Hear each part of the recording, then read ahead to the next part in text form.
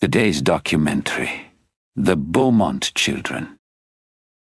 It was a perfect Australian summer day, January 26, 1966. The beaches were packed, and 3 children, Jane, Anna, and Grant Beaumont, kissed their mother goodbye and walked to the bus stop. They boarded the bus at 10:15 in the morning, carrying £1 between them for lunch. And then they were gone. Not lost, not run away, gone. Swallowed whole by something so dark that 60 years later, that morning, the air over Somerton Park was warm and still. They disembarked at Glenelg Beach, a postcard-perfect stretch of sand and sea just a 5-minute ride from home. Witnesses later placed them at the beach, building sandcastles splashing in the gentle surf. And then a man entered the frame. He was tall, thin. He was dressed in a blue swimming costume. The children played with him. They laughed. They appeared completely at ease, as if they knew him. A shopkeeper, Mrs. Constance Groves, saw them buying pasties and a meat. She noted the man paid for the food, and the children followed him out. Another witness, a 15-year-old girl named Joanne, saw them later, walking away from the beach. Clock ticked past midday, the time Nancy Beaumont. By 2 o'clock, a thread of worry began to tighten in her chest-imated. By 4, it was a cold, hard knot of fear. She called her husband, Jim. Together, they walked the short route to the beach, their eyes scanning the dwindling crowds. The sun dipped below the horizon, painting the sky in hues of orange and purple, a cruel beauty that mocked their growing terror. They called the police at 6:30 that evening. The response was immediate but chaotic. Australia had never faced a multiple-child abduction of this magnitude. The police launched a massive ground search, combing the beaches, the sand dunes, the nearby paddocks. Volunteers poured in by the hundreds. The Royal Australian Air Force sent planes to scan the coastline. The story dominated the front pages of every newspaper, the bulletins of every radio and television station. The description of the tall blonde man was circulated, but it was frustratingly vague. No one could recall his face in sharp detail. The Beaumont parents, Nancy and Jim, were thrust into a nightmare of relentless media scrutiny and public speculation. They pleaded on television, their faces etched with a pain that would never fade. And then, the first real break seemed to arrive from the most unlikely of sources. In 1968, 2 years after the disappearance, a Dutch psychic named Gerard Croiset described a vision. He saw the children buried in a large concrete block building near a racecourse, with 2 large water tanks and a church with a tall spire nearby.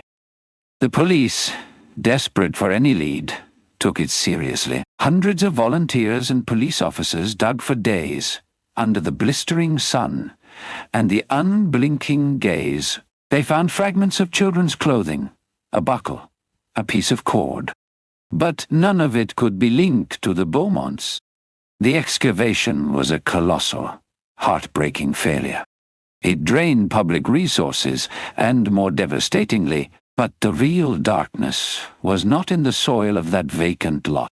It was festering in the very heart of Adelaide, in a shadowy network that would later earn a chilling name, the family. In the late 1970s and 80s, Adelaide was rocked by a series of brutal. The investigation into these crimes uncovered a pedophile ring operating with terrifying impunity. At the center of this web was a man named Bevan Spencer von Einem. A well-spoken, a witness known only as Mr. B, told police that von Einem had once boasted of involvement in the Beaumont case. Detective Superintendent Paul Schramm became convinced the Beaumont children were von Einem's first victims.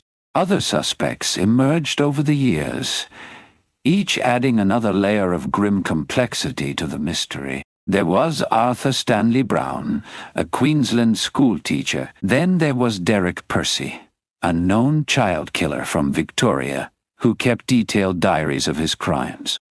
Key witnesses connected to the family began to die under suspicious circumstances. A man named Alan Barnes, who had provided information about the ring, was found dead in his home. His death was ruled a suicide, but many believed he was murdered. Veteran journalist Graham Archer believed he was murdered to silence him. Then, in 2021, a seismic shift. Based on new and specific information, South Australia Police, the site was the same new Castor factory in Glenelg North, the same area dug up in the 1960s. But this time, the technology was different. Ground-penetrating radar had identified several anomalies beneath a concrete slab. For 6 days, heavy machinery tore up the factory floor. Forensic archaeologists, the entire nation, held its breath. And then, the announcement. The disappointment was a physical blow, a reopening of a wound that had never truly healed. Nancy Beaumont died in 2019, having never known what happened to her children. Jim Beaumont. Today, the case remains open. It is the oldest major crime investigation in South Australia that is still active. The story of the Beaumont children has become a national folklore of fear. A cautionary tale whispered to every new generation. But at its heart, it is not a story about a mystery. It is a story about 3 children who went to the beach on a summer's day and never came home. It is about the paralyzing agony of ambiguous loss, where there is no body to bury, no definitive end to grief. The city of Adelaide, with its wide, sunny streets and picturesque coastline, still carries the ghost of that day.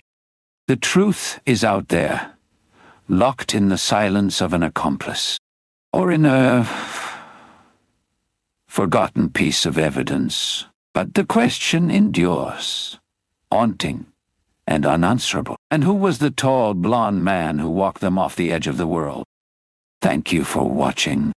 If you enjoyed this documentary, we bring you fascinating documentaries on history, science, civilizations. Hit the subscribe button and the bell icon so you never miss a new release. Until next time.